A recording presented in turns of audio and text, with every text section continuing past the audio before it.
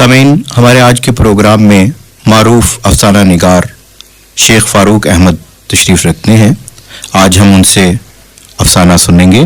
شیخ فاروق احمد صاحب، خوش آمدید. بہت بہت شکریہ عبید صاحب. آج کے دن آپ کون سا افسانہ پیش کرنا چاہیں گے؟ جی، میرا آج کا افسانہ جو ہے اس کا عنوان ہے گیلی لکڑیاں. جی. سرد موسم اور بوندا باندی دونوں نے مجھے ایک طرح سے کمرے میں بند کر دیا تھا. شام تک موسم بہت بھیگ چکا تھا اور سرد ہواؤں نے تو جیسے ہر شخ بستہ کر دی ہو. 2 مرتبہ گرم چائے پینے کے باوجود ٹھنڈک تو جیسے رگوں میں دوڑنے والے خون کو بھی منجمد کرنے پہ تلی ہوئی تھی.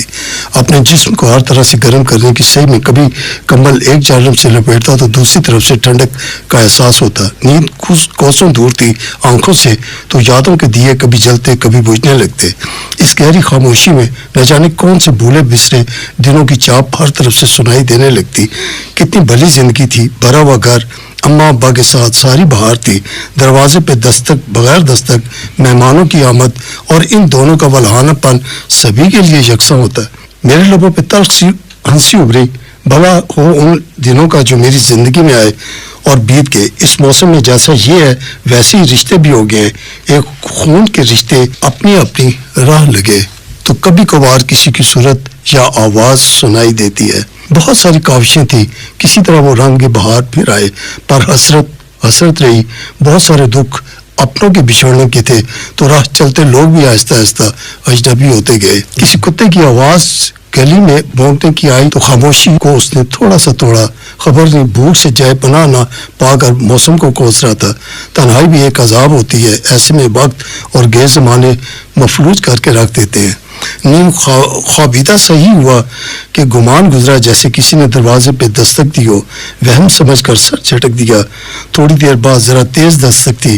تعجب تھا کہ اس موسم اور بارش میں کون ہو سکتا ہے. دروازے تلک آتے آتے بھی تیسری دستک پر اپنی موجودگی کا احساس دلانے کے لیے کہنا پڑا کہ آ رہا ہوں. صدر دروازے کو کھولا تو نیم تاریکی میں پہچان نہ سکا.